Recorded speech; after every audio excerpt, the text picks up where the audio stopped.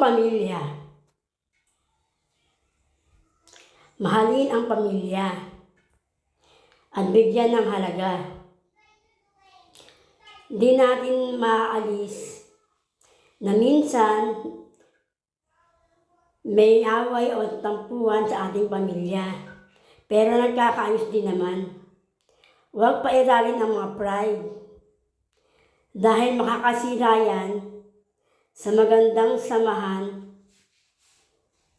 at kasama ng pamilya.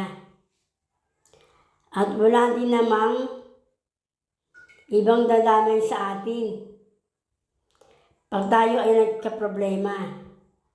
At ang ating pamilya ang una nating tatakbuhan sa oras ng kagabitan. Kaya mas unahin ang pamilya kaysa sa ibang mga tao. Dahil ang ibang mga kaibigan o tao ay mabait lang pag may napapakinabangan. Di ko naman nilalahat.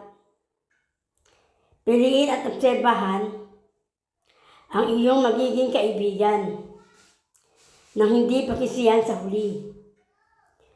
Kaya kung ako papipiliin, mas pipiliin ko ang aking pamilya. Dahil kadamay mo sila sa lahat ng oras o sa anumang pagsubok sa buhay. God bless!